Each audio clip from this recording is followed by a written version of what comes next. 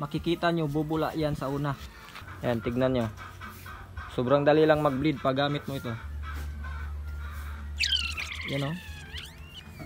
Lumabas yung hangin. Yan o. Tumigas na siya.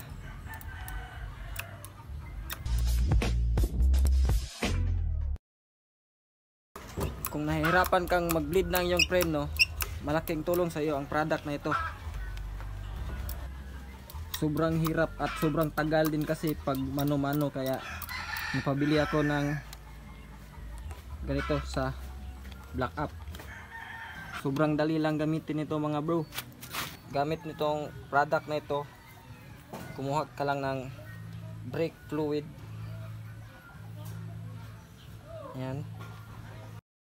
Tapos yung dulo ng hose, i-inject mo sa bleeder bolt. I-inject mo dito. Tapos gamit ng 8mm na close range, open mo yung bleeder bolt.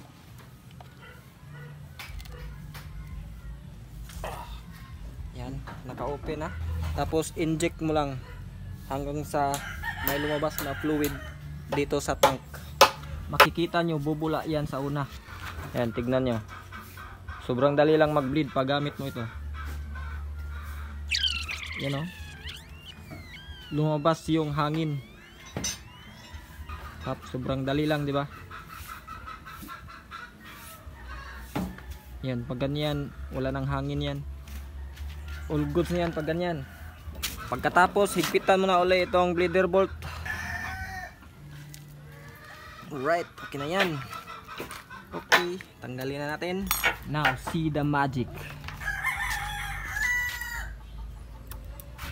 Ayan o, tumigas na siya. Patalsikin natin ng isang beses para siguradong kapit na kapit yung preno.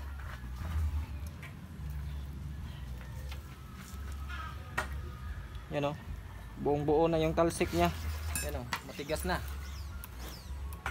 Kung gusto niyo rin ng ganitong klase na bleeder tool, click nyo lang yung yellow basket.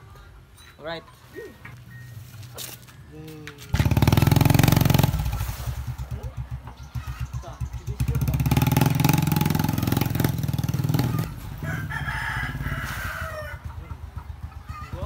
Sobrang kapi doon.